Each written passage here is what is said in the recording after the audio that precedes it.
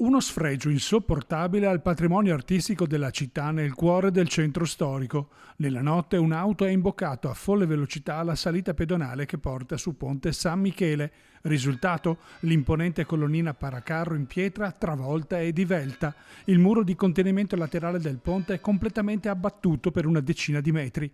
Uno dei 3 giovani occupanti è rimasto ferito e trasportato in codice giallo all'ospedale San Bortolo.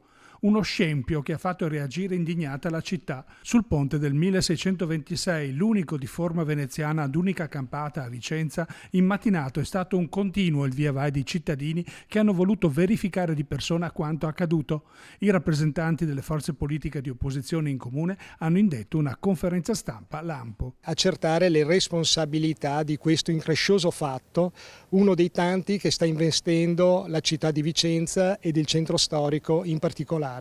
Già avevamo denunciato in passato lo stato di incuria di Ponte San Michele, che è stato investito di un restauro per una somma di circa 230.000 euro negli anni 2016-2017.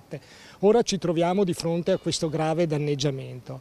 I problemi sono altri anche, il problema è un mancato presidio del territorio.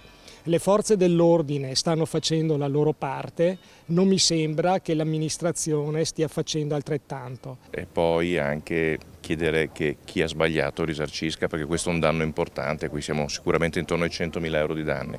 Un ponte restaurato da pochi anni, su cui abbiamo voluto, contro gli atti vandalici, installare qualche anno fa una telecamera che spero aiuti a ricostruire l'accaduto delle ore di questa notte. Bisogna capire prima la dinamica e poi eventualmente tirare le conclusioni. La cosa che però dico è che non passi che a Vicenza regni l'impunità, che tutti possono fare quello che vogliono, perché questo sarebbe veramente inaccettabile. La dinamica di quanto accaduto è tuttora al vaglio delle forze dell'ordine. Inizialmente era stato ipotizzato un collegamento con i festeggiamenti per la fine dell'anno scolastico di molti studenti. L'eventuale fuga all'impazzata per sfuggire ad una rissa.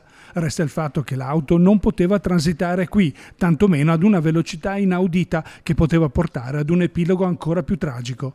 Anche il sindaco è poi giunto sul posto. È un atto molto grave, è un atto da condannare con fermezza totale. L'auspicio è che i responsabili non soltanto siano condannati, come sarà, a risarcire economicamente il danno che hanno causato, ma anche a fare lavori socialmente utili, a rendersi conto della fatica che si prova a sistemare i danni quando vengono compiuti, danni in particolare come questi, che sono un danno grave al patrimonio della città.